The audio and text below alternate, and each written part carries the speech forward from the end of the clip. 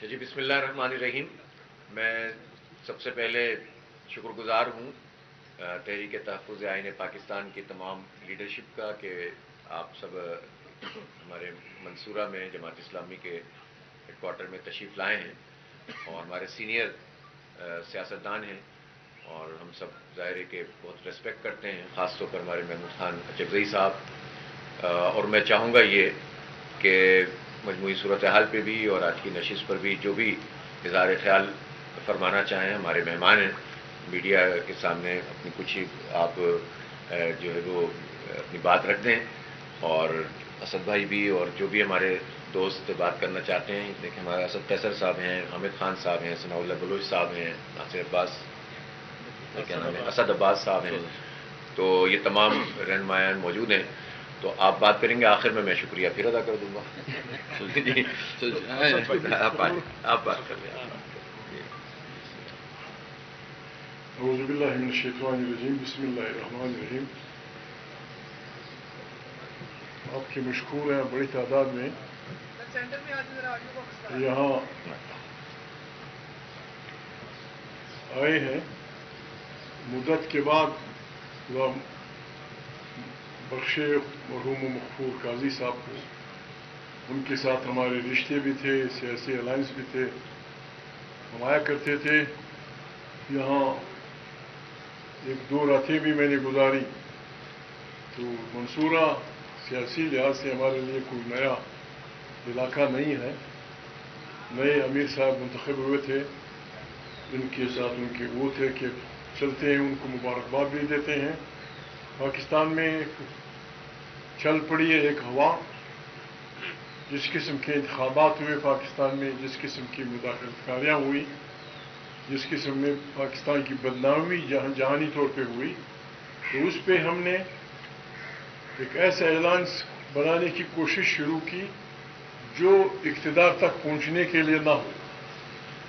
ایسے الائنس جس پہ سب لوگ متفق ہو، سب اس پہ یقین رکھتے ہوں.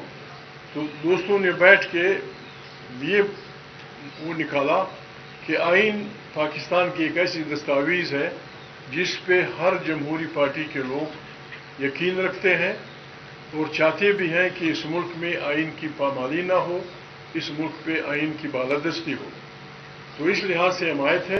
ہم سے تحفظ لیا جاتا ہے کہ اگر اس آئین کو خطرہ ہو ہم اس کا تحفظ کریں گے.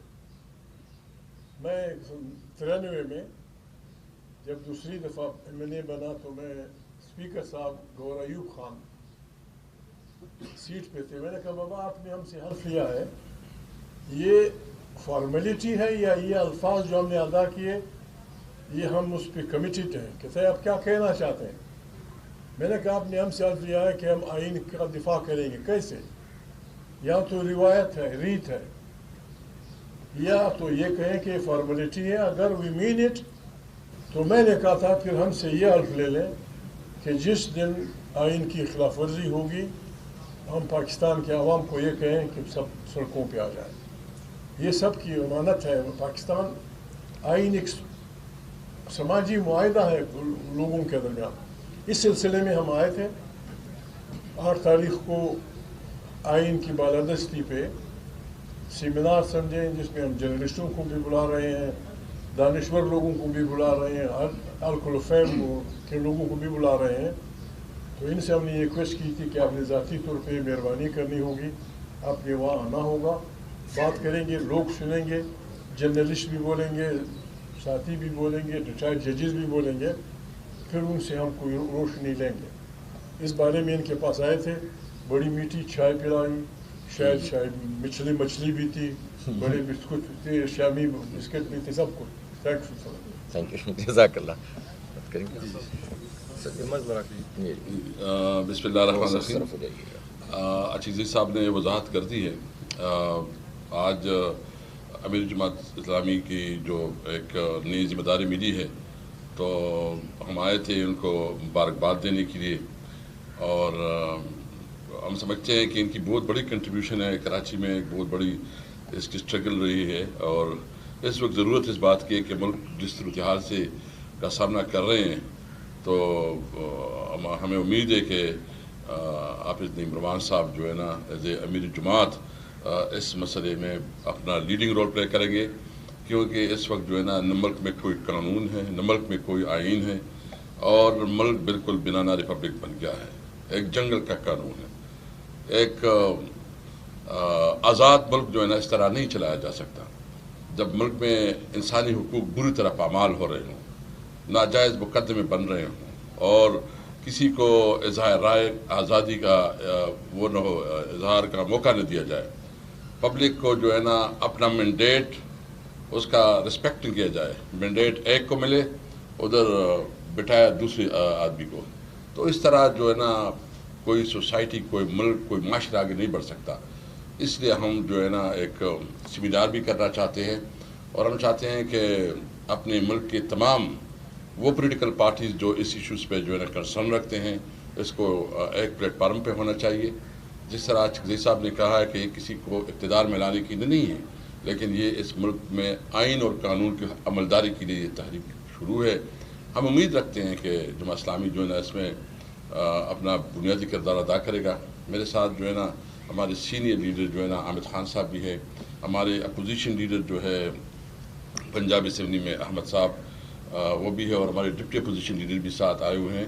ہمارے ساتھ جو ہے نا وحدت المسلمین کی عباس صاحب بھی آئے ہیں، اور جو ہمارے سینیٹر صاحب کدھر ہے، ثناء اللہ منگل صاحب جو ہے نا بلوچ صاحب، یہ آئے ہیں۔ تو ہم ایک جرگے کے طور پر آئے تھے، اور ہم نے کل جو ہمارے لائر برادری ہے اس کے ساتھ بھی میٹنگ کی ہے۔ ہم امید رکھتے ہیں کہ انشاءاللہ تعالیٰ اس ملک کو اس کے کرائسس سے نکالنے کے لیے جماعت اسلامی اپنا کردار ادا کرے گی۔ بہت شکریہ۔ اچھا جی، بسم اللہ الرحمن الرحیم۔ میں ایک مرتبہ پھر شکر گزار ہوں اپنے تمام دوستوں کا اور سینئر پولیٹیشینز اور رہنما یہاں تشریف لائے ہیں، محمود خان صاحب، اسد قیصر صاحب، حامد خان صاحب، ثناء اللہ بلوچ صاحب، اسد عباس صاحب، ہمارے اپوزیشن لیڈر پنجاب اسمبلی میں احمد صاحب، ملک احمد خان صاحب، اور بھی ڈپٹی جو اپوزیشن لیڈر ہیں۔ جو اصولی طور پر گفتگو ہماری ہوئی ہے اس سے تو پاکستان کے ہر ذی شعور اور آئین پر اور قانون پر اور پاکستان پر یقین رکھنے والے لوگوں کو ظاہر اس سے اختلاف ہو ہی نہیں سکتا، اس پہ مکمل اتفاق ہے کہ پاکستان میں آئین کی اور جمہوریت کی بالادستی ہونی چاہیے۔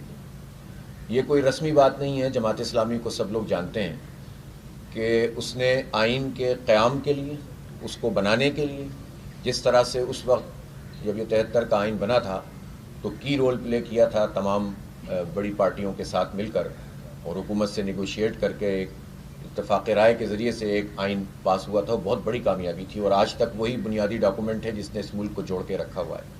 کوئی کچھ بھی کہہ سکتا ہے ملک کے قائم رہنے کی وجوہات، لیکن ہم سمجھتے ہیں کہ اس پر جو آئین ہے ہمارا، یہی وہ چیز ہے، ڈاکومنٹ ہے جس نے اس ملک کو باقی رکھا ہوا ہے۔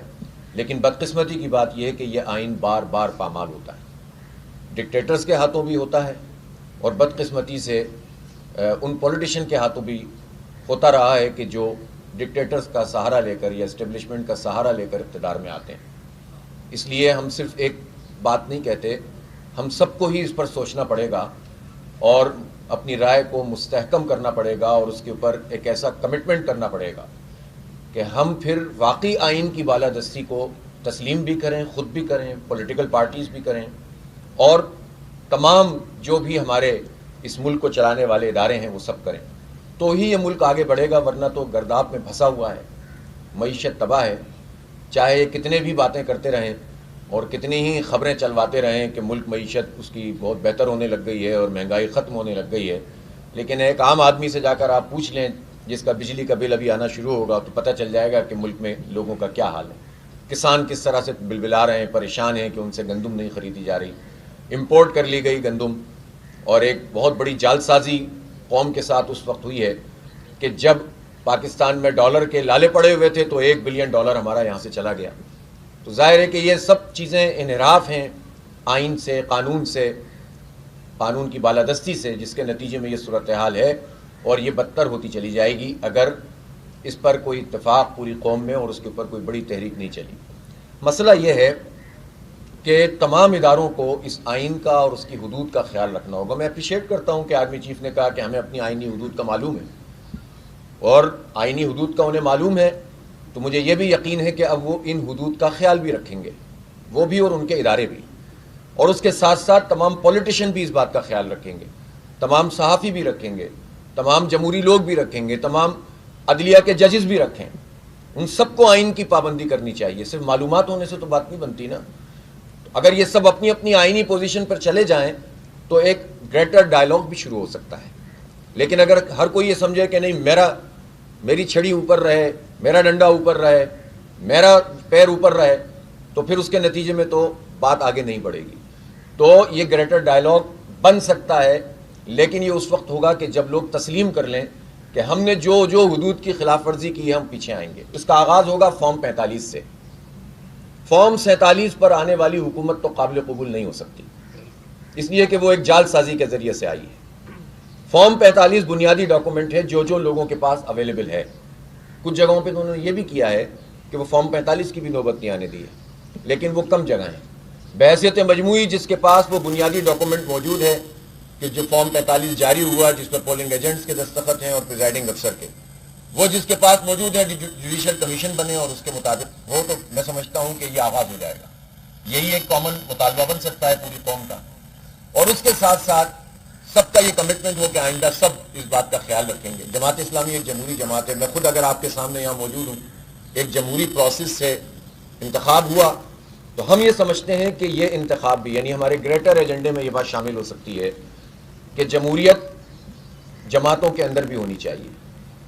اس پر اتفاق رائے کریں کہ طلبہ، اسٹوڈنٹس، ان کی یونین کے انتخابات کے اوپر سب کا اتفاق ہو کہ وہ جمہوریت کی نرسری ہے.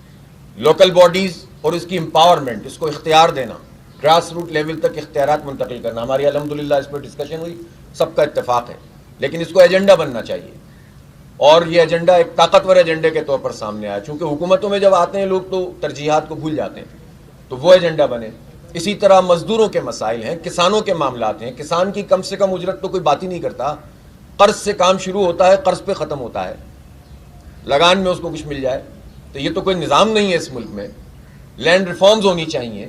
جو بڑے بڑے جاگیردار وڈیرے اتنے بڑے عرصے سے مراجمان ہیں، وہی الیکٹیبل ہیں، وہی طاقتور ہیں، وہی پارٹیوں میں چلے جاتے ہیں اور وہی یرغمال بنا لیتے ہیں سیاست کو. ان سے کہا جاتا ہے ادھر چلے جاؤ، ادھر چلے جاتے ہیں. ان سے کہا جاتا ہے ادھر چلے جاؤ، ادھر چلے جاتے ہیں. جمہوریت اور سیاست اور پارٹیاں کہاں ہیں؟ اس لیے یہ وہ ایجنڈا ہے جس کے اوپر اتفاق رائے پایا جاتا ہے. الحمدللہ سب نے اتفاق کیا ہے. اس کو لے کر اپنے اپنے پلیٹ فارم سے لوگ چلیں گے. جماعت اسلامی، آپ نے سیمینار کی دعوت دی ہے، اس دعوت کو ہم قبول کرتے ہیں، اور انشاءاللہ جماعت اسلامی کی نمائندگی اس میں ہوگی. ہم مشاورت کریں گے، اور سیمینار ظاہر ہے جمہوریت کی بالادستی کا ہوگا، اور اس پر سب بات کریں گے تو ہم پوری بات کریں گے. جماعت اسلامی کو تو جچتا بھی ہے کہ جمہوریت پہ وہ بات کرے اور آئین کی بالادستی پہ بات کرے. اور اسی طرح سے ابھی ہماری ایک مرکزی شورا کا اجلاس ہوا ہے، اور ایک اجلاس ہمارا 25 مئی کو ہونے جا رہا ہے. اس پر ہم موجودہ حالات کے حوالے سے اپنا ایک پورا قومی ایجنڈا بھی تشکیل دے رہے ہیں. انشاءاللہ اس کے جو بھی فیصلے ہوں گے وہ سب کے سامنے آئیں گے. اس بات پر ہمارا اتفاق ہے کہ مشترک چیزوں پر، خاص طور پر آئین اور جمہوریت کی بالادستی پر جو بھی پیش قدمی کرے گا اس میں تعاون کا ایک رشتہ موجود رہے گا. اور ہم اپریشیٹ کرتے ہیں آپ سب لوگوں کی تشریف آوری پر اور آپ کے اس اتفاق پر کہ جو آئین کی بحالی کے لیے ہے. اللہ کرے کہ یہ اس طرح سے قائم رہے، اور ہم اس میں اشتراک عمل، اس میں رابطے، ایک دوسرے کے اجتماعات میں جانا، ایک دوسرے کے پروگراموں میں شریک ہونا، اس کو ہم اپریشیٹ کریں گے. لیکن ظاہر ہے کہ ہر پارٹی کا اپنا ایک فورم ہوتا ہے کہ جس میں وہ طے کرتے ہیں کہ وہ کسی اتحاد کا حصہ بنتے ہیں یا نہیں بنتے. تو جماعت اسلامی ظاہر ہے کہ اپنا ایک فیصلہ بھی رکھتی ہے اور ہماری شورا کا اجلاس بھی موجود ہے. لیکن کامن ایشوز پر، درد مشترک اور قدر مشترک پر ہم جو ہیں وہ کامن گفتگو بھی کریں گے، بات چیت بھی کریں گے، رابطے بھی رکھیں گے، آئیں گے جائیں گے بھی، اور اپنے اپنے پلیٹ فارم سے بھرپور طریقے سے قوت سے آواز بھی اٹھائیں گے. بہت شکریہ. بس کافی ہوا، مہربانی. بس کافی ہے، کافی ہوا. انوار اللہ کاکڑ صاحب اور حنیف عباسی کے درمیان تلفی ہوئی، اور جس میں انہوں نے انوار اللہ کاکڑ نے تانا دیا کہ اگر میں نے فارم 47 کا ذکر کیا تو نون لیگ جو ہے تو منہ छुपाने के काबिल नहीं रहेगी। इस हवाले से आप लोग क्या लाएबल दूसरों की बातों में वो सच बोला, हमारी से अपनी बातें बोलो, हमारे से अपनी बात बोलो। सच बोला है, उसने सच ही बोला है ना, अच्छी बात है, वो सच बोला है। सच निकल गया। ग्रैंड डायलर की बात हुई है, आइन की बालादस्ती की बात हुई है, तो इस वक्त देखा यह गया है कि इस मुल्क का पोलिटिकली सबसे बड़ा स्टेक होल्डर तहरीक इंसाफ और इमरान खान है।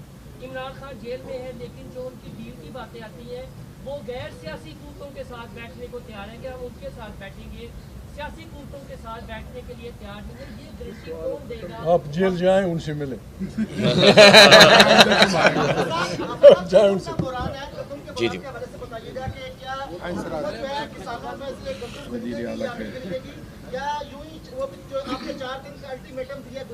नहीं, 4 दिन का अल्टीमेटम 6 तारीख को पूरा होगा और आप देखेंगे उसके बाद उन्हें खरीदना पड़ेगा और उन्हें खरीदना चाहिए। ये इस तरह से पूरे मुल्क के करोड़ों किसानों को इस तरह से ये मारा बर्बाद कर देंगे। इतनी मेहनत करके उन्होंने गंदम उगाई है। और ये पहले तो ये बताएं ना कि जिन्होंने इम्पोर्ट की है उनको तो बेनकाब करें ना, एक दूसरे के खिलाफ जुमलेबाजियां ना करें। काकड़ साहब बताएं किसने किया है, बताएं, और फिर उसके बाद फिर उनको अंजाम तक पहुंचाएं। शुक्रिया। बाकी आइंदा शुमारे में इस वक्त जो मुलाकात हुई है, इस मुलाकात के नतीजे में कॉमन इश्यूज पर तो हम आ गए, लेकिन जो स्पेसिफिक इशू है एजुकेशन मूवमेंट, जमात इस्लामी इस इशू को अपनी शुरा में लेके जाएगी कि इस पर भी डायलॉग करना शुरू कर देंगे। देखिए, तहरीक तो ऑलरेडी हमारी मुख्तलिफ तरीक़ों से जारी है ना। ये जो तहफ़्फ़ुज़ आइन पाकिस्तान के प्लेटफॉर्म से भी मुख्तलिफ सरगर्मियाँ हो रही हैं। जमात इस्लामी खुद आप देख रहे हैं मुख्तलिफ प्रोग्राम कर रही है।